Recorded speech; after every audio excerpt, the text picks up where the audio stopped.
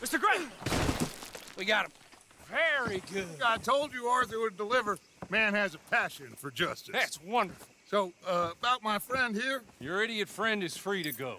But no more trouble from you, partner. I promise you, this was all just a big misunderstanding. However, I want to thank you from the bottom of my heart. I'll pretend to appreciate that.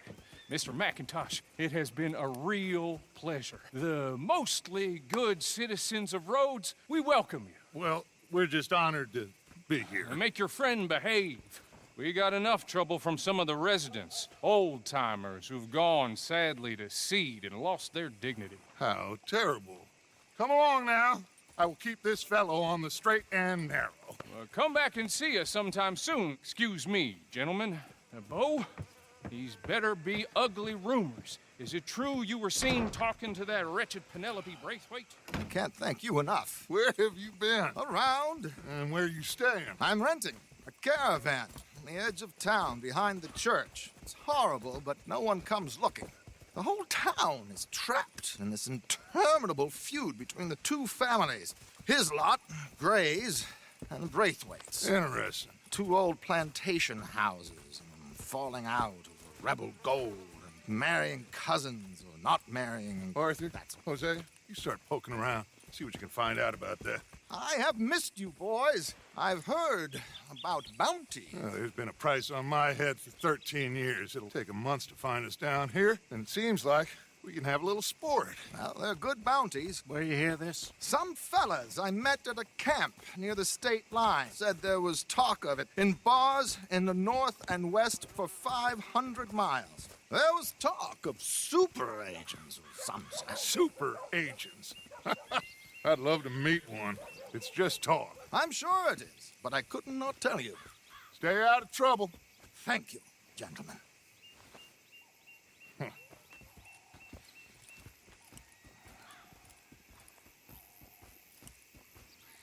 Okay, so these two plantation families.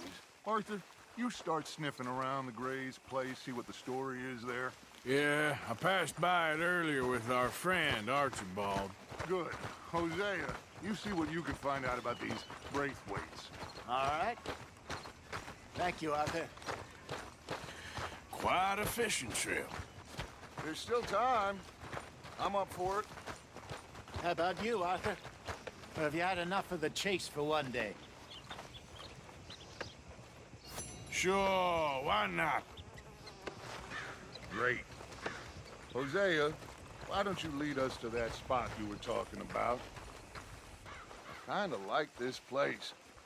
Okay, Get a move on, let's see if we can avoid any more excitement.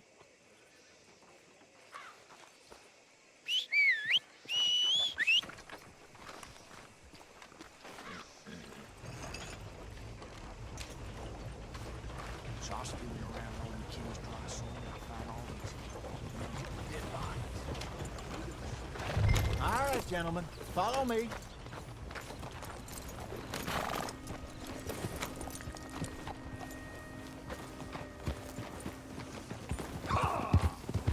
So how far is this creek?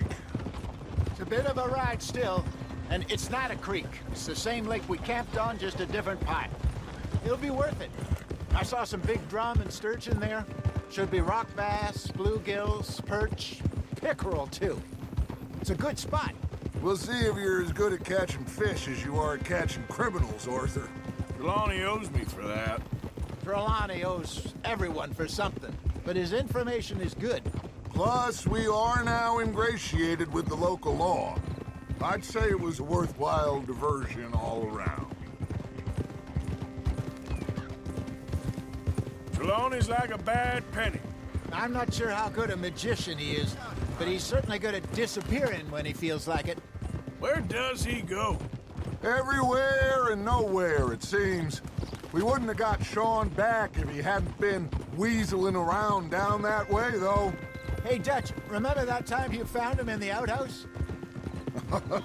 Oh, yeah. We hadn't seen him in weeks. We stopped in some dead-end town in the middle of nowhere. Don't even remember the name. You and Bill were off doing something, Arthur.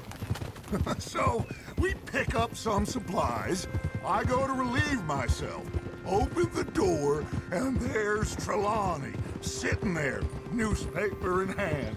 Mr. Van der Linde. I say, what the hell are you doing here? And he said, I could ask you the same thing. Now, if you wouldn't mind giving me a little privacy, I ate a rotten oyster. Hey, maybe there are actually 100 Trelawnys. What a terrible thought.